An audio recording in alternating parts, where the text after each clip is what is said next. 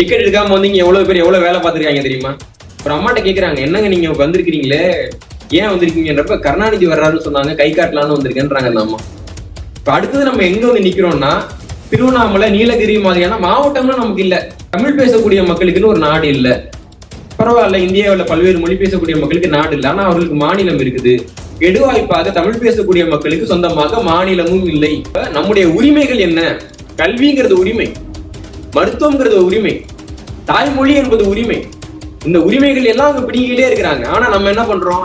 நமக்கு வந்துட்டு ஒரு வண்ண தொலைக்காட்சி பெட்டி கிடைக்குமா ஊர்ல? மிக்சி கொடுப்பாங்களா? கிரைண்டர் கொடுப்பாங்களா? டிக்கெட் எடுக்காம வண்டியில போக முடியுமா? டிக்கெட் எடுக்காம என்ன பக்கத்து மாநிலத்துக்கா போக போற நீ? ஒரு சர்வாதிகாரி வந்துட்டு நாட்டு மக்களுக்கு அதிகமா வரி விதிக்கிறார். அப்போ வந்துட்டு ஒரு கூட இருக்கவங்க கேட்கறாங்க, இவ்வளவு வரி விதிக்கிறீங்களே, இந்த மக்கள் உங்க மேல கோவப்பட மாட்டாங்களா அப்படின்னு. அந்த சர்வாதிகாரி இருங்க அப்படின்னு சொல்லிட்டு அங்க வந்து கோழியை பிடிக்கிறாரு.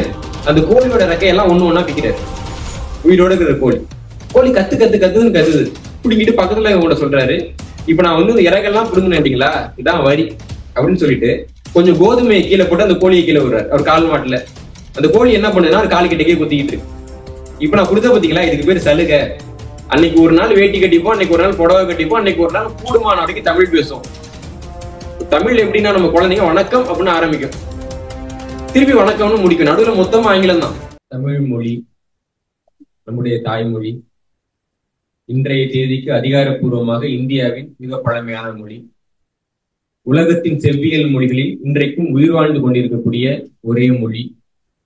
சொந்தமாக எழுத்தையும் எண்களையும் இலக்கணத்தையும் இலக்கியங்களையும் வரலாற்றையும் கொண்ட உலகின் வெகு சில மொழிகளில் ஒரு மொழி தமிழ் மொழி. ஆனால் அந்த மொழி குறித்து பெருமையாக பேச வேண்டிய நாம் இன்று அந்த இடத்திலே அந்த மொழியின் அழிவை பற்றி பேசிக் கொண்டிருக்கிறோம். தமிழ் மொழி இவ்வளவு பின்னடைவுகளை சந்திக்க காரணம் அந்த மொழியை தாய்மொழியாக கொண்ட நாம். இன்னைக்கு இந்த மொழி என்ன நிலைமையில இருக்கு? இந்த மொழியை நாளைக்கு நல்ல நிலைமைக்கு கொண்டு போகணும்னா என்ன செய்யணுங்கிற எந்த ஒரு சிந்தனையும் இல்லாமல் அலங்கார வார்த்தைகளையும் அதிகார தோரணையும் நம்பி கடந்த 50 ஆண்டுகளுக்கும் மேலாக ஜனநாயக நாட்டில் கொத்தடிமைகளாக வாழக்கூடிய நாம் தான் தமிழ் மொழியின் அழிவுக்கு முழு பொறுப்பை ஏற்றுக்கொள்ள வேண்டும். ஒரு மொழிங்கிறது வந்துட்டு ஒரு நமக்கு வந்து நீ என்ன சொல்லி தராங்க அப்படின்னா தொலைத்தொடர்புக்கான ஒரு கருவி அப்படின்னு சொல்றாங்க. அது போய் தொலைத்தொடர்பு வேணும்னா முதல்ல சிந்தனை வேணும். நீங்க கேக்குறீங்கன்னா முதல்ல சிந்திச்சு தானே கேக்குறீங்க. அப்போ மொழி என்பது முதல்ல சிந்தனைக்கான கருவி. அதற்கு பிறகுதான் அந்த சிந்தனை நீங்க தொலைத்தொடர்புக்கு பயன்படுத்துறீங்க. தமிழை தாய்மொழியாக கொண்டவர்கள் முதல் மொழியாக தமிழை படிக்கிறப்ப என்ன ஆகும்னா நம்ம தமிழ் மொழியில சிந்திப்போம், பின்னாடி ஆங்கிலத்தை கற்கிறப்போ அதை அப்படியே ஆங்கிலத்துல மொழிபெயர்த்து சொல்லுவோம். இது வழக்கம். அல்லது நம்ம இங்க இருக்கக்கூடிய குழந்தைங்க வந்துட்டு முதல்ல ஆங்கிலத்தை படிச்சுட்டு அப்புறம் தமிழை படிக்கிறப்ப என்ன ஆகுன்னா அவங்க வந்து ஆங்கிலத்துல சிந்திப்பாங்க, தமிழ் மொழியில பேசுவாங்க. அப்போ வந்து ஒரு இடைவெளி வரும். அறிஞர் அண்ணா அவர்கள் ஆங்கிலத்தில் சிந்தித்து தமிழில் பேசக்கூடியவர். அதனால அவர் பேசுறப்போ ஒரு இடைவெளி நமக்கே தெரியும். அவர் வந்து வேகமா அவரால் தொடர்ச்சியா பேச முடியாது, ஆனா கொஞ்சம் விட்டு அழகா நிதானமா பேசுவார். இன்னைக்கு தமிழ்நாட்டில் இருக்கிற குழந்தைங்களுக்கு தமிழ்லையும் சிந்திக்க தெரியாது, ஆங்கிலத்திலையும் சிந்திக்க தெரியாது. பொதுவாக சிந்திக்கவே தெரியாத ஒரு தலைமுறையை நாம் 2 மொழிகளை வைத்து தமிழ்நாட்டில் உருவாக்கி கொண்டிருக்கிறோம். ஏனென்றால் தமிழ்நாட்டின் அரசியல்வாதிகளுக்கு அவர்கள் தான் தேவை. தமிழை சிந்திச்சிருவானோங்கிறது தான் அங்க இருக்கிற பயம் இல்லைங்களா? ஒரு மொழியை எப்படி கற்பிக்கிறது அப்படின்னு ஒரு முறை இருக்கு. புதுச்சேரியில பாடத்திட்டம் வகுக்கப்பட்ட பொழுது அவங்க பாடநூல்ல அ அணில் ஆ ஆடு அப்படின்னு எழுதுறாங்க. பாவேந்தர் பாரதிதாசன் அவங்களுக்கு ஒரு கடிதம் போடுறாரு. அது எப்படி நீங்க வந்து அணில்னு போடுங்க, அம்மான்னு போடுங்க. ஏன்னா அம்மாவை முதலாக நாங்கள் வந்து எங்க தாய்மொழியில அறிமுகப்படுத்தி வைப்போம், அதான் எங்க வழக்கம். அணில எங்க குழந்தை தெரிஞ்சுட்டு என்ன பண்ண போகுது அப்படின்னு அவர் கேட்டார். இன்னைக்கு ஆங்கில வழியில நம்ம குழந்தைங்க என்ன படிக்குது? தஞ்சாவூர்ல, திருச்சியில, மதுரையில எப்ப மழை பெய்யும்னு எதிர்பார்த்துக்கிட்டு இருக்க நம்ம வீட்டு குழந்தைங்க பள்ளிக்கூடத்துக்கு போனோம்னா ரெயின் ரெயின் கோவாவே. ஜானின்னு ஒரு குழந்தை வந்து விளையாட போதான், மழை போயிடணுமா, சோத்துக்கு எங்க போவ நீ? ரிங்கா ரிங்கா ரோசஸ் அப்படின்னு ஒரு பாட்டு. ஒரு காலத்துல இங்க வந்துட்டு தோல் நோய் வந்தப்ப அதை பத்தி பட்டப்பட்ட பாட்டு ரிங்கா ரிங்கா ரோசஸ். அது பெருமையா குழந்தைங்க பாடிட்டு இருக்கு, ரிங்கா ரிங்கா ரோசஸ் அப்படின்ட்டு. பாபா பிளாக் ஷீப்னு ஒரு பாட்டு. இங்க வந்துட்டு கம்பளி மேல வரி அதிகமா விதிக்கப்பட்டப்போ அந்த கம்பளி வரியை எதிர்த்து பாடப்பட்ட பாட்டு பாபா பிளாக் ஷீப்ன்ற பாட்டு. நம்ம ஊர்ல கம்பளியும் இல்லை, கம்பளிக்கு வரியும் இல்லை, நம்ம ஊர் குழந்தைங்க அதை பாடிட்டு தெரியுதுங்க. இப்ப இந்த குழந்தைங்களை நம்ம என்ன பண்றோம்? நமது மண்ணுக்கு எந்த தொடர்பும் இல்லாத ஒரு சிந்தனைய நம்ம வந்து வளர்த்துக்கிட்டு இருக்கோம். இப்ப இந்த அமெரிக்க மண்ணில் கொண்டு வந்து நம்ம ஊர் மரத்தை நட்டா 6 மாசம் இருக்கும், செத்து போயிடும். புடுங்கி போட்டு அடுத்த தடவை நடுவாங்க இல்லைங்களா? அந்த மாதிரி நம் குழந்தைகளுக்கு மனசுல வந்துட்டு புடுங்கி போடுற மாதிரியான ஒரு அறிவு, நீடித்து நிலைக்காத ஒரு அறிவு, நம்முடைய பண்பாட்டோடும் நம்முடைய வரலாற்றோடும் எந்த தொடர்பும் இல்லாத அறிவு மட்டும்தான் நம்ம குழந்தைங்களுக்கு சொல்லிக் கொடுக்கப்படுது. ஒரு விவசாயியோட குழந்தைக்கு, அந்த குழந்தைக்கு வந்துட்டு அரிசியோட பேர் வந்துட்டு ஒரைசா சட்டைவான்னு தெரியலன்னு சொல்லி ஒரு ஆசிரியர் வந்துட்டு தேர்வுக்கான மதிப்பெண் போடுறது இல்லை. ஒரு பணக்கார வீட்டு குழந்தை, வயல்ல கால் வைக்காத குழந்தை, ஒருபோதும் சேற்றை சந்திக்காத குழந்தைக்கு அந்த அரிசியோட பேர் ஒரைசா சட்டைவான்னு மட்டும்தான் தெரியும். ஆனா அந்த குழந்தை வந்து விவசாய படிப்புல தேர்ச்சி அடையுது. இது என்ன கல்வி முறை? நமக்கு விவசாயம் செய்யக்கூடியவனை தோல்வி அடைந்தவனாகவும், விவசாயம் பத்தி எதுவும் தெரியாம நெல்லு மரத்துல விளைதான் கேட்கிறவங்களையும் 17 சக்கரை போடுதான் கேட்கிறவங்களையும் இன்னைக்கு நம்ம வச்சிருக்கிறோம். இது என்ன கல்வி முறை? இது இந்த கல்வி முறை யாருக்கானதுன்னா, நம்ம குழந்தைகளை நாம் நெறிப்படுத்துவதற்காக இந்த கல்வி முறை இருக்க வேண்டும். நம்முடைய குழந்தைகளை அடுத்தவர்கள் ஆய்வு செய்வதற்காக இந்த கல்வி முறை இருக்கக்கூடாது. மிகவும் சாபத்திற்குரியதாக நமது கல்வி முறை அப்படித்தான் இருக்கு. ஒவ்வொரு நாடுகளையும் கல்வி முறை எந்த நோக்கத்தோடு உருவாக்கப்படுகிறது? வெளிநாடுகள் எல்லாம் பாத்தீங்கன்னா குழந்தைகளுக்கு தலைமை பண்பை கற்றுக் கொடுப்பதற்காக கல்வி முறை பயன்படுகிறது. தமிழ்நாட்டுல இன்னும் கல்வி முறை எப்படி இருக்குன்னா, குழந்தைகள் தலை குனிந்து வாழ வேண்டும், பணிஞ்சு போ, சொல்றதை கேளு, அவங்களுக்கு மறுப்பு தெரிவிக்காத, அப்படியே மனப்பாடம் பண்ணு, வாந்தி அடின்னு அந்த குழந்தைகள் எல்லாம் வளர்த்துக்கிட்டு இருக்கும். உலகத்துல பல்வேறு நாடுகள்லையும் அந்த நாடுகளுடைய கல்வி திட்டம் கல்வியலாளர்களால் உருவாக்கப்பட்டுள்ளன. இந்தியாவோட பாடத்திட்டம் யாரால உருவாக்கப்பட்டது? மெக்காலே யாரு? கல்வியலாளரா? அவரு மெக்காலே கல்வியலாளரா?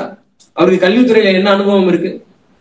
இந்த உலகத்துல குற்றவாளிகளை எப்படி தண்டிப்பது என்ற குற்றவியல் சட்டத்தையும் குழந்தைகளுக்கான பாடத்திட்டத்தையும் உருவாக்கிய ஒரே நபர் மெக்காலே. அப்ப சிலைகள்ல வந்து எப்படி இருக்கணும்னு பாக்குறாரு. சிலைகள் வந்து பாத்தீங்கன்னா நல்லா சதுரமா இருக்கணும், நல்லா அதுல இருந்து வெளிச்சம் எல்லாம் வரக்கூடாது, லேசா வெளிச்சம் வந்தா போதும், கம்பி எல்லாம் இருக்கணும், அங்க இருக்கக்கூடிய வாடங்கையில குச்சி இருக்கணும், அப்பதான் கைதி இருக்கான்றப்ப அப்படியே அதை வந்துட்டு அவர் பள்ளிக்கூடத்துக்கு கொடுத்துறாரு. சிறையில இருக்கிற அதே மாதிரியான அறைகள், சிறையில இருக்கிற அதே மாதிரியான ஒரு சீருடை. முதலாக இந்திய வரலாற்றில் ஆசிரியர்கள் கையில் பிரம்பை கொடுத்தது இவர்கள் தான்.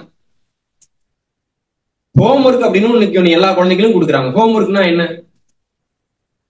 குழந்தை வீட்டுக்கு எதுக்கு போகுது? பள்ளிக்கூடம் முடிஞ்சிட்டு தானே போகுது, அதுக்கு எதுக்கு ஹோம்ஒர்க்?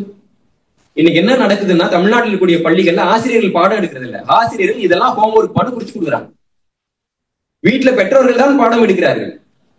பள்ளிகள் வந்து சேர்க்கிறப்பே கேட்கிறாங்க, அம்மா அப்பால யாராவது ஒருத்தவங்க நல்லா படிச்சிருக்காங்களா? அப்படி வாத்தியாரெல்லாம் வேலைக்கு எடுக்கிறியா, அவங்க நல்லா படிச்சிருக்காங்கன்னு கேட்க மாட்டேங்க எல்லாம்.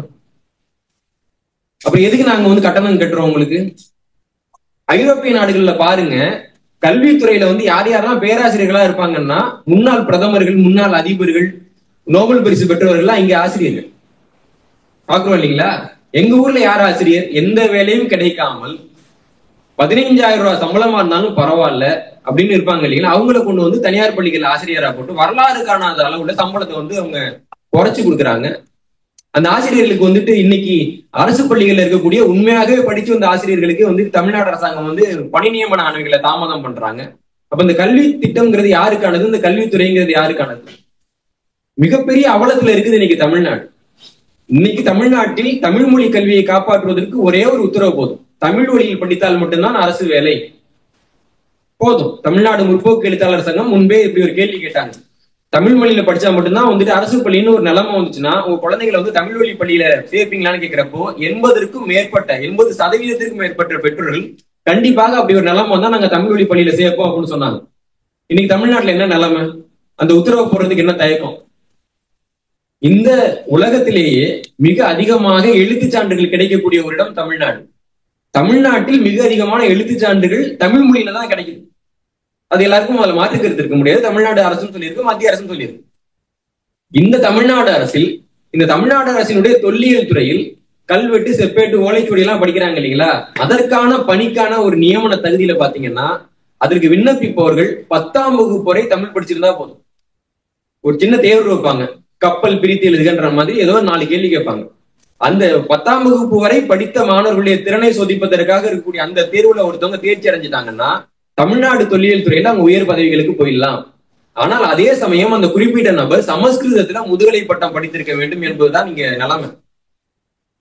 சமஸ்கிருதம் படிச்சுட்டு சும்மா இருக்கிற எல்லாருக்கும் வேலை கொடுக்கக்கூடிய ஒரு முக்கிய இடமாக நெடுங்காலமாக இருந்து கொண்டிருப்பது தமிழ்நாடு தொல்லியல் துறை. அப்ப தமிழ் படிச்சவனுக்கு வேலை கொடுக்கறதுக்கு ஏதாவது துறை இருக்கணும்ல, எந்த துறை இருக்கு? தமிழர்கள்லாம் ஒன்னா சேர்ந்து போராடி அமெரிக்காவுல ஒரு தமிழ் இருக்கையை உருவாக்கினா அதுக்கு கேரளாவில இருந்து ஒருத்தவங்க வேலைக்கு வர்றாங்க. அப்ப தமிழர்களுக்கு யார் வேலை கொடுப்பா?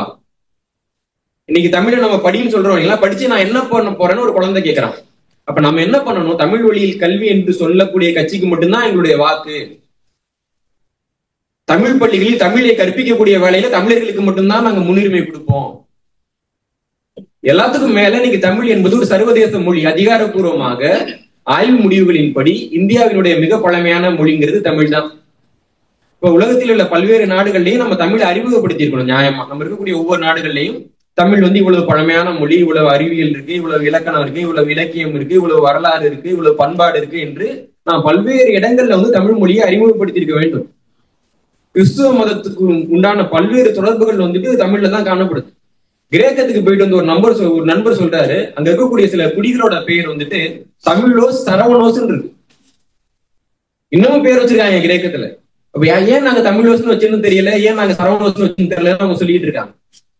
கொரிய நாட்டுக்கு போனீங்க அப்படின்னா அவங்க செம்பவளம்ங்கிற ஒரு தமிழ் பெண்ணை தான் அவங்களுடைய தெய்வ தாயாக கருதுறாங்க. இப்படி ஒவ்வொரு நாடுகள்லயும் தமிழர்களுக்கான வேறு இருக்கு. அப்ப எல்லாத்தையும் போயிட்டு நம்ம எல்லாம் ஒண்ணுதான், நீங்க தமிழ் மொழியை படிங்க, நாங்க உங்க மொழியை படிக்கிறோம் அப்படின்னு சொன்னா இன்றைக்கு தமிழ்நாடு அரசு இல்ல, உலகத்தினுடைய பல்வேறு நாட்டு அரசுகள் தமிழ் மொழியை ஊக்குவிக்கக்கூடிய நிலை வந்திருக்கும். ஆனால் இதையெல்லாம் விரும்பாம தான் தமிழ் மொழி காட்டு மிராண்டி மொழின்னு ஒரு கும்பல் கத்திக்கிட்டே தெரியுது. காட்டு மிராண்டு மொழியாக தமிழ் எப்படி ஆனது என்றால், நாகரிகம் இல்லாத பல்வேறு காட்டு மிராண்டிகளையும் இந்த மொழி வாழ வைத்தது இல்ல. அது ஒண்ணுதான் இந்த மொழி காட்டு மிராண்டி மொழியாகிறதுக்கு காரணம். அப்ப எவ்வளவு வாய்ப்புகள் வசதிகள் எல்லாம் இருந்தும் கூட இந்த நவீன சமூகத்தில் கூட ஒரு குறிப்பிட்ட கட்சியும் சில தலைவர்களும் தான் தமிழை வளர்ப்பாங்கன்னு இன்னைக்கு நம்பிட்டு அவங்களுக்கே மாத்தி மாத்தி ஓட்டு போட்டுட்டு இருக்கோம் இல்லைங்களா. நாம் தான் நம்முடைய தாய்மொழியை அழித்துக் கொண்டிருக்கிறோம் நண்பர்களே. நாம் நமது தாய்மொழியை முற்றிலுமாக அழித்துக் கொண்டிருக்கிறோம். இதான் இன்னைக்கு இருக்கக்கூடிய நிலைமை. அப்ப இந்த சிக்கலை நாம் அனைவருக்கும் பரவலாக்கம் செய்யணும். தமிழ்நாட்டுல தமிழ் மொழிக்கு இடம் இல்லை. பக்கத்துல இருக்கக்கூடிய கர்நாடகாவில ஒரு மாணவன் கன்னட மொழி தெரியாமல் 12ஆம் வகுப்பு கூட முடிக்க முடியாது. தமிழ்நாட்டுல தமிழ் மொழி தெரியாமல் ஒரு மாணவன் PhD வரைக்கும் படிக்க முடியும். அப்ப கர்நாடகாவுக்கு தனியா ஒரு சட்டம், தமிழ்நாட்டுக்கு தனியா ஒரு சட்டம் இருக்கா? கர்நாடகாவில கன்னட மொழி இல்லாம நீங்க ஒரு விளம்பர பலகை வைக்க முடியாது. ஏன்னா அங்க கன்னடம் கட்டாயம்னு ஒரு ஆணை இருக்கு, அரசாணை இருக்கு. அதே அரசாணை தமிழ்நாட்டில் இருக்கிறது. ஆனால் தமிழிலே பலகைகள் இல்லை. தமிழ்லயே பலகைகள் இல்லைன்னு கேட்ட 3 பேர் தமிழ்நாடு அரசுடைய காவல்துறையால் கைது செய்யப்பட்டு நீதிமன்றத்துல நிறுத்தப்படுறாங்க. கர்நாடகாவில கன்னடம் இல்லைன்னு ஒருத்தவன் பலகையை கிழிக்கிறான்னா அவனுக்கு மாலை போட்டு வரவேற்பாங்க, அவன் மேல வழக்கு தொடுக்கப்படாது. அப்போ பலகைகள்ல தமிழ் இல்ல, கல்வி நிலையங்கள்ல தமிழ் இல்ல, தொல்லியல் துறையில தமிழ் இல்ல, தமிழ் கற்பிக்கக்கூடிய பணிகளிலே பெரும்பாலும் தமிழர்கள் இல்லை. அப்ப இது தமிழருக்கும் தமிழுக்குமான அந்த தொடர்பு முழுக்க நம்ம ஒட்டி எல்லாமே பண்ணிட்டு கடைசியா தமிழ் மொழி வளரலைங்க அப்படின்னா எப்படிங்க வளரும்? எப்படி வளரும்? உலகத்துல பல்வேறு இனங்களுக்கு சில நாடுகளே துணையா இருக்கிறாங்க. அந்த இனம், அந்த நாடு. பிரெஞ்சு பேசக்கூடிய மக்களுக்குன்னு ஒரு நாடு இருக்கு, சிங்களம் பேசக்கூடிய மக்களுக்கு கூட ஒரு நாடு இருக்கு, தமிழ் பேசக்கூடிய மக்களுக்குன்னு ஒரு நாடு இல்ல. பரவாயில்ல, இந்தியாவில் பல்வேறு மொழி பேசக்கூடிய மக்களுக்கு நாடு இல்லை, ஆனா அவர்களுக்கு மாநிலம் இருக்குது. கெடுவாய்ப்பாக தமிழ் பேசக்கூடிய மக்களுக்கு சொந்தமாக மாநிலமும் இல்லை. இப்ப அடுத்தது நம்ம எங்க நிக்கிறோம்னா, திருவண்ணாமலை, நீலகிரி மாதிரியான மாவட்டம்னு நமக்கு இல்ல. நாளைக்கு அங்க உள்நுழைவு வாங்கிட்டு தான் தமிழர்கள் வரலான்னு அறிவிச்சாலும் அறிவிப்பாங்க, நாமும் மானம் கேட்டு வாங்கிட்டு போவோம். அப்ப மாநிலமும் இல்லை. இன்னும் பல்வேறு இடங்கள்ல தமிழர்களிடம் நிலங்கள் இல்லை. இப்ப ஒரு விமான நிலையம் வரணும் ஆந்திராவுக்குன்னா தமிழ்நாட்டுல தான் நிலத்தை எடுக்கிறாங்க பாக்குறோம். அப்ப எதுவுமே இல்லாத ஒரு இனமாக ஒவ்வொன்றா நமக்கு பிடுங்கப்பட்டுக்கிட்டே இருக்குது. ஆனா நான் அதை பத்தி எந்த ஒரு கவலையும் இல்லாத இனமாக நாம் இருக்கிறோம். ஒரு சர்வாதிகாரி நாட்டு மக்களுக்கு அதிகமா வரி விதிக்கிறார். அப்ப ஒரு கூட இருக்கவங்க கேட்கறாங்க, இவ்வளவு வரி விதிக்கிறீங்களே, இந்த மக்கள் உங்க மேல கோவப்பட மாட்டாங்களா அப்படின்னு. அந்த சர்வாதிகாரி இருங்க அப்படின்னு சொல்லிட்டு அங்க கோழியை பிடிக்கிறாரு. அந்த கோழியோட ரெக்கையெல்லாம் ஒண்ணு பிக்கிறாரு. உயிரோட இருக்கிற கோழி கத்து கத்து கத்துன்னு கத்துது. பிடிங்கிட்டு பக்கத்துல கூட சொல்றாரு, இப்ப நான் இந்த இறகெல்லாம் பிடுங்கினீங்களா, இதான் வரி அப்படின்னு சொல்லிட்டு கொஞ்சம் கோதுமையை கீழே போட்டு அந்த கோழியை கீழே விடுறாரு அவர் கால் மாட்டுல. அந்த கோழி என்ன பண்ணுதுன்னா ஒரு கால் கிட்டக்கே குத்திக்கிட்டு இருக்கு. இப்ப நான் கொடுத்த பாத்தீங்களா, இதுக்கு பேர் சலுகை. அப்ப நான் எவ்வளவு வரியை போட்டாலும் பரவாயில்ல, தேர்தல் நேரத்துல கொஞ்சம் சலுகையை போட்டா போதும், கால் கிட்டக்கே கொத்திட்டு தெரியும் அப்படின்ட்டு. அப்படியாக இந்த அரசியல்வாதிகளின் கால்களிலே கொத்தி தெரியக்கூடிய அறிவு கெட்ட கோழிகளாகத்தான் நாம் தொடர்ச்சியாக இருந்து கொண்டே இருக்கிறோம். தொடர்ச்சியா அப்படிதான் இருந்துகிட்டு இருக்கோம். அப்ப நம்முடைய உரிமைகள் என்ன? கல்விங்கிறது உரிமை, மருத்துவம்ங்கிறது உரிமை, தாய்மொழி என்பது உரிமை. இந்த உரிமைகள் எல்லாம் அவங்க பிடிங்கிட்டே இருக்கிறாங்க. ஆனா நம்ம என்ன பண்றோம்? நமக்கு வந்துட்டு வண்ண தொலைக்காட்சி பெட்டி கிடைக்குமா? ஊர்ல மிக்சி கொடுப்பாங்களா? கிரைண்டர் கொடுப்பாங்களா? டிக்கெட் எடுக்காம வண்டியில போக முடியுமா? டிக்கெட் எடுக்காம என்ன பக்கத்து மாநிலத்துக்கா போக போற? நீ டிக்கெட் எடுக்காம வந்தீங்க எவ்வளவு பேர் எவ்வளவு வேலை பார்த்திருக்காங்க தெரியுமா? ஒரு பேருந்துல ஒரு 4 இடத்துக்கு போறதுக்கு டிக்கெட் கொடுக்கலன்றது ஒரு பெருமை உங்களுக்கு. இப்ப தேர்தல் நேரத்துல என்ன பண்றான்? கண்டவன வீட்டு வாசல்ல வந்து நின்னுதான், நின்றுட்டு 1000 ரூபாய் வருதா மாசம்? ஓசியில தானே பயணம் பண்ற நீ, ஓடிபி சொல்லு. இந்த வடகன் எல்லாம் சொல்லுவாங்கல்ல, சார் காடு மேல இருக்கிற 10 நம்பர் சொல்லு அப்படின்ட்டு வாசலுக்கு வாசல் வந்து நின்று காரி தூக்கிட்டு போறாங்க, வாங்கிட்டு உட்கார்ந்து இருக்கிறாங்க. இந்த நிலைமை வந்திருக்குமா நமக்கு எல்லாம்? தமிழர்கள் வந்து என்னைக்கு வந்துட்டு இப்படி ஒரு கேவலமான வாழ்க்கையை வாழ்ந்து இருக்கிறோம்? வடக்குல இருந்து வரக்கூடியவர்கள் வந்துட்டு பொதுவாக ரயில்கள்ல டிக்கெட்டே எடுக்கிறது இல்லைங்க, டிக்கெட்டே எடுக்கிறது இல்ல. அப்ப அது ஒரு சலுகைன்னு சொல்லிட்டு அவங்க ஓட்டு போட்டுட்டு இருக்கீங்களா? அப்ப நமக்கு வந்து தொடர்ச்சியாக சலுகைகள் தான் தேவைப்படுகின்றன. உரிமைகள் பறிக்கப்படுவதை பற்றி நாம் பொதுவாக கவலைப்படுவதே இல்லை. நீங்க இங்க அமெரிக்காவில இருக்கிறீங்க, உங்களுடைய சொத்து வரி எங்க போகுதுன்னு உங்களுக்கு தெரியும். எஜுகேஷன் டிஸ்ட்ரிக்ட்டுக்கு போதா? பள்ளிக்கூடங்களை ஒழுங்கா நடத்துறாங்களா? பள்ளிக்கூடத்துல உங்க குழந்தைய கூட்டு போறதுக்கு வண்டி வருதா? அந்த வண்டி புதுசா இருக்கா? அந்த வண்டி போற சாலை ஒழுங்கா இருக்கா? ஒருவேளை அந்த பள்ளிக்கூட வண்டி வருதுன்னா மத்த வண்டிகள்லாம் அந்த வண்டியை தாண்டி போக முடியுமா? ஏன் முடியல? சட்டம் ஒழுங்கா இருக்கா? இதுல ஏதாவது ஒண்ணு தமிழ்நாட்டுல இருக்காங்க? ஏதாவது ஒண்ணு? அப்ப இதே அமெரிக்காவுக்கு வந்துட்டு திருப்பி தேர்தல்ல வந்தும் நீங்க தமிழ்நாட்டை தொடர்ச்சியாக ஆளக்கூடியவர்களுக்கு எல்லாம் ஓட்டு போடுறீங்க அப்படின்னா நீங்க இங்க இருந்து என்னத்தை தெரிஞ்சுக்கிறீங்க? அப்ப நம்ம வந்து தமிழ்நாடு இப்படியேதான் இருக்கும், இப்படியேதான் இருக்கணும், நம்ம பிழைக்கிறதுக்கு வெளிநாடு வந்துட்டா போதும்னா என்ன மாதிரியான மனநிலை? அப்ப நமக்கு என்ன இருக்கணும்னா ஒரு கருத்து பரவலாக்கம் இருக்கணும். நிறைய கிணத்து தவளைங்க இருக்கிறாங்க. தமிழ்நாடு தான் உலகத்திலே தலை சிறந்த மாநிலம், இன்னும் போனா அமெரிக்காவை விட நல்ல ரோடு தமிழ்நாட்டில் இருக்குன்னு நம்பிக்கிட்டு இருக்காங்க. குணமா வர்றது கடினம், அதனால நம்ம விட்டுருவோம்.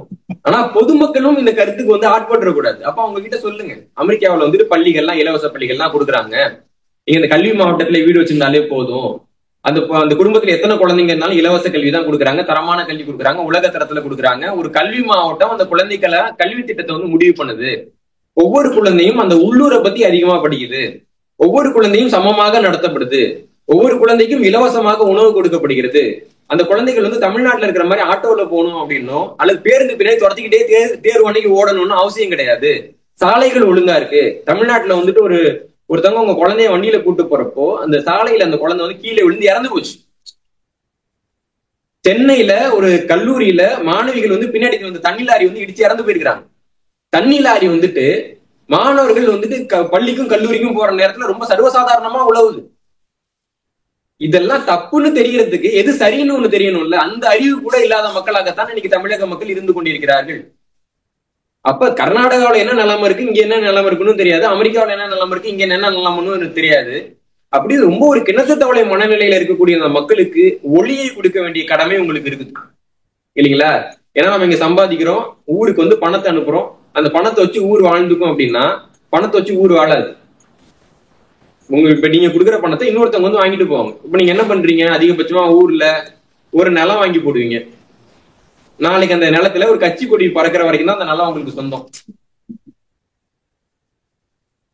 அவ்வளவுதானே? இல்ல நம்ம ஏதாவது நகை வாங்குவோம். இப்ப அரசாங்கம் வந்து சமீபத்துல ஒரு திட்டம் அறிவிச்சாங்க, நகையை வந்து அடகு வைக்கிறப்போ பில் இருக்கணும் அப்படின்ட்டு. இன்னும் என்னென்ன சட்டங்கள் வரப்போகுதுன்னு நமக்கு தெரியாது. அப்போ நம்ம எந்த சேகரிச்சாலும் அறிவுங்கிற ஒரு விஷயத்த நம்ம வந்து அடுத்த தலைமுறைக்கு கடத்தவில்லை என்றால் அந்த தலைமுறை அழிந்து போகும். திருவள்ளுவர் தான் சொல்லுவாரு, அறிவு அற்றம் காக்கும் கருவி அப்படிம்பாரு. நாளைக்கு ஏதாவது உங்களுக்கு ஒரு சிக்கல் வருதுன்னா அறிவு தான் காப்பாத்தும், பணம் காப்பாத்தாது. நீங்கள் எத்தனை கோடி தான் சம்பாதிச்சாங்க அப்படின்னாலும் உங்களுடைய அறிவை நீங்கள் கடத்தாமல் பணத்தை மட்டும் கடத்த முயற்சி செய்தால் உங்களுடைய பேர குழந்தைங்க நீங்க சம்பாதிச்ச காசை சாப்பிடுன்றதுக்கு எந்த உறுதியும் கிடையாது. அம்பானியோட 2 பசங்கள்ல ஒரு பையன் இப்பயே ஒண்ணு இல்லாம போயிட்டான். அம்பானியோட பையனுக்கு அந்த நிலைமைனா நம்ம குழந்தைங்களுக்கு எல்லாம் என்ன நிலைமை இல்லைங்களா? அப்ப இந்த அறிவை நாம் கடத்த வேண்டும். அந்த அறிவை கடத்துவதற்கு நமக்கும் நம்முடைய அடுத்தடுத்த தலைமுறைகளுக்கும் நடுவில் இருக்கக்கூடிய ஒரே கருவியாக இருக்கக்கூடியது நம்முடைய மொழி. அந்த மொழியில் தேர்ச்சி அடைந்தவர்களாக நம்முடைய அடுத்த தலைமுறை இருக்க வேண்டும். தமிழ் மொழியை படிக்கிறது அப்படின்றது ஒரு கடமைக்கு செய்யக்கூடிய சடங்காக இல்லாமல் தமிழ் மொழியில் இருக்கக்கூடிய விழுமியங்கள் பத்தின ஒரு அறிமுகம் அந்த குழந்தைகளுக்கு வேணும். தமிழ் மொழியை கற்பிக்கக்கூடிய நிலைமைக்கு நம்ம போகணுங்கிற ஒரு ஆசையோட அவங்க படிக்கணும். தமிழ் மொழியில் படிக்க போகின்ற நமது அடுத்த தலைமுறைகளுக்கு உரிய வேலை வாய்ப்புகளும் வசதிகளும் மரியாதையும் உலக அளவில் உறுதி செய்யப்பட வேண்டும். இது எல்லாத்துக்கும் சேர்த்து நம்ம போராடினா மட்டும்தான் நம்முடைய தமிழ் மொழி என்பது காப்பாற்றப்படும். அதற்கு மாறாக நம்ம இந்த நினைவு நாள் மாதிரி வருஷத்துக்கு ஒரு தடவை அவர் செத்து போயிட்டாரா இவர் செத்து போயிட்டாராங்கிற மாதிரி இந்த தமிழர் விழாக்கள் ஏறத்தாழ தமிழுக்கான நினைவு நாட்களாக மாறிக்கொண்டே வருகின்றன. அன்னைக்கு ஒரு நாள் வேட்டி கட்டிப்போம், அன்னைக்கு ஒரு நாள் புடவை கட்டிப்போம், அன்னைக்கு ஒரு நாள் கூடுமான வரைக்கும் தமிழ் பேசுவோம். தமிழ் எப்படின்னா நம்ம குழந்தைங்க வணக்கம் அப்படின்னு ஆரம்பிக்கும், திருப்பி வணக்கம்னு முடிக்கும், நடுவுல மொத்தமா ஆங்கிலம் தான் இல்லைங்களா? அவங்களுக்கு என்னன்னா நம்ம ஆங்கிலத்துல பேசுறோன்றது நினைவுக்கே வராத அளவுக்கு ஆங்கிலம் ரொம்ப பொதுவான ஒரு மொழி ஆயிட்டு.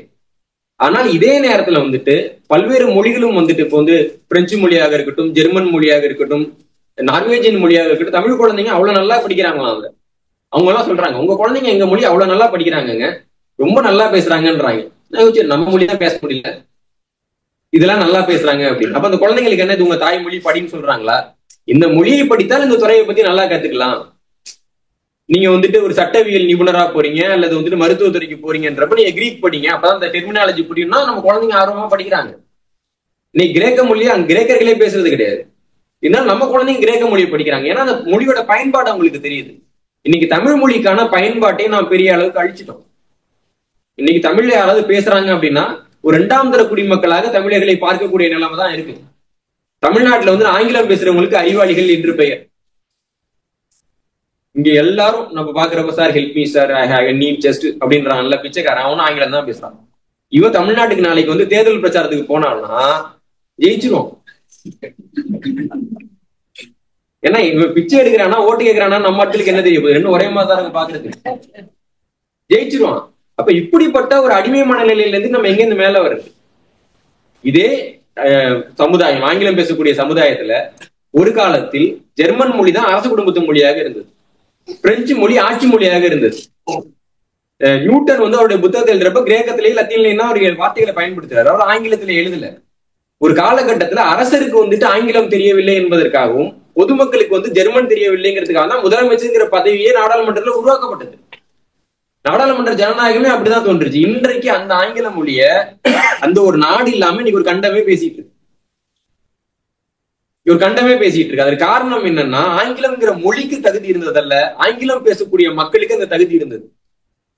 அவங்க பல்வேறு நாடுகளை பிடிச்சாங்க, அந்த நாடுகள்ல அந்த மொழி ஆட்சி மொழியா வச்சாங்க. அந்த மொழியினுடைய வளத்தை குறைபாட்டை தீர்க்கிறதுக்காக பல்வேறு அவங்க ஆட்களுக்கு அவங்க ஊதியங்கள் கொடுத்ததுக்கான வேலை எல்லாம் நடந்தது. நிறைய அகராதிகள் உருவாக்கப்பட்டன, பல லட்சம் கலைச்சொற்கள் உருவாக்கப்பட்டன. அப்போ தமிழ் மொழி இன்றைக்கு நல்லா இல்லைன்னா அது காரணம் தமிழுக்கு தகுதி இல்லை என்பதல்ல, தமிழர்கள் இன்றைக்கு தகுதியற்று நாதியற்று அறிவற்று கிடப்பதுதான் தமிழுக்கான அத்தனை கேடுகளிலும் முதன்மையானது. அப்போ தமிழ் மொழிக்கு இந்த பிரச்சனை வந்திருக்குன்னு அதை பார்க்காம தமிழர்களுக்கு ஒரு பிரச்சனை வந்திருக்குது, அந்த பிரச்சனை தமிழ் மொழியில எதிரொலிக்குது. நம்ம நோயின் அறிகுறிகள்னு சொல்லுவாங்க இல்லைங்களா? நோயோட அறிகுறியை தெரிஞ்சா முடியல தெரியும், அல்லது வேற ஏதாவது கழிவுகள்ல தெரியும். கழிவுல தானே அது இருக்கு, போகட்டும்னு விட்டுறோமா என்ன? நமக்கு இருக்கக்கூடிய சிக்கல் அதுல வெளிப்படுது. அது போலத்தான் இன்னைக்கு தமிழ் மொழிக்கு மரியாதை இல்லை, தமிழ் மொழிக்கு மரியாதை இல்லை, தமிழ் மொழிக்கு மரியாதை இல்லைன்னா தமிழ் மொழிக்கு மரியாதை இல்லை ராஜா, தமிழருக்கு மரியாதை இல்லை, ஒன்னா மதிக்கல. தமிழ் மொழிக்கு எப்படி மரியாதை இல்லாம போகும்? உலகத்தினுடைய பழமையான மொழியில ஒண்ணு. தமிழர்களை மதிக்காத அந்த கும்பல் முழுக்க தமிழ் மொழி தான் படிக்குது, தமிழ் மொழியில தான் பேசுது, தமிழ் மொழியில தான் அவங்க கவிதை எழுதுறாங்க, கட்டுரை எழுதுறாங்க. அப்ப தமிழ் மொழியை மதிக்கலன்னு எப்படி நம்ம சொல்றோம்? அவங்களுடைய இன மாநாட்டிலேயே அவங்க தமிழ்ல தாங்க பேசிக்கிறாங்க. தமிழ் திட்டம்னா கூட தமிழ்ல தான் திட்டுறான். அப்ப தமிழ் மொழிக்கு மரியாதை இருக்கிறது. ஆனா இவ்வளவு பெரிய மொழி இருந்தும் ஒரு இனம் உருப்படாம இருக்குன்னா அவன் எவ்வளவு பெரிய மக்கு மூட்டையா இருப்பான்ட்டு தமிழர்களே அவர்கள் மதிக்கவில்லை. இதான் நம்ம புரிஞ்சுக்க வேண்டியது. அப்ப நம்ம தமிழை வளர்ப்போம்னா இல்ல, உங்களை நீங்க வளர்த்துக்குங்க, உங்களை நீங்க காப்பாத்திக்குங்க, உங்க அடுத்த தலைமுறையை நீங்க காப்பாத்துங்க. அதற்கு தமிழுக்கு ஏதாவது நாம் செய்ய வேண்டும். நாம் இப்படி நீண்ட காலம் செய்து கொண்டேயும் இருக்க முடியாது. அரசாங்கங்கள் ஒரு மொழிக்கு எதிராக இருக்கிறப்போ மக்கள் உதவியே அதை வளர்த்துட முடியாது. தனியார்கள் எல்லாம் ஒரு மொழிக்கு எதிராக இருக்கிறப்ப நம்ம அதை பண்ணிட முடியாது. அப்ப மற்ற மாநிலங்கள்ல எப்படி கர்நாடக அரசு கன்னடத்துக்கு முன்னுரிமை கொடுக்குதோ ஆந்திர அரசு வந்துட்டு தெலுங்குக்கு முன்னுரிமை கொடுக்குதோ, கேரள அரசு வந்துட்டு மலையாளத்துக்கு முன்னுரிமை கொடுக்குதோ, அது போல தமிழ்நாட்டு அரசும் தமிழுக்கு முன்னுரிமை கொடுக்க வேண்டும். அப்படி கொடுக்கக்கூடிய ஒரு அரசை அங்கு அமர வைப்பதற்கு தமிழர்கள் பாடுபட வேண்டும்.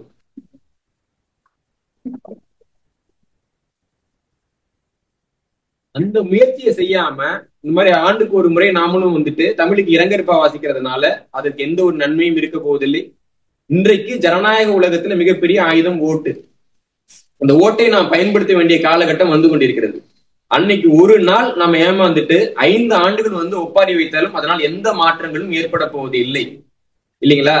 அதை நாமளும் உணர்ந்துக்கணும், நம்ம சார்ந்தவர்களுக்கும் கடத்தணும். ஒவ்வொரு தேர்தலையும் நாம வந்துட்டு இங்க எப்படி எதிர்கொள்றோம், இதுதான் கொள்கை, இதான் கோட்பாடு, இந்த கொள்கையை நீ ஏத்துக்கிறியா, இவங்க வந்தா இந்த பாலிசூரன் தானே ஓட்டு போடுறாங்க. அந்த சின்னம் ரொம்ப அழகா இருக்குங்க. அப்போ அவர் என்னமா பாடி இருக்காருப்பா தலைவர், இங்க ஓட்டு போடுறாங்களா, அப்படி ஓட்டு போடுறாங்களா, நம்ம ஊர்ல எப்படி ஓட்டு போடுறாங்க, இல்லைங்களா? அப்ப அந்த மக்களிடம் அந்த மனநிலையை மாத்தணும். இன்னும் நிறைய பேருக்கு வந்துட்டு எம்ஜிஆர் செத்துறாரு தெரியல, நிஜமாவே தெரியல. ஒரு அம்மாட்ட கேக்குறாங்க, என்னங்க நீங்க வந்திருக்கிறீங்களே, ஏன் வந்திருக்கீங்கன்றப்ப கருணாநிதி வர்றாருன்னு சொன்னாங்க, கை காட்டலான்னு வந்திருக்கேன்றாங்க அந்த அம்மா. தமிழ்நாட்டுல தான் நிலவரம். அப்ப இப்படி இருக்கக்கூடிய மக்களை மேம்படுத்த வேண்டிய கட்டாயம் இருக்கு. நீங்க படிச்சுட்டு நல்ல நிலைமையில இருக்கலாம், படிக்காம குப்பமேட்டில இருக்கலாம், ஆனால் நாம் எல்லாம் ஒரே இனம்.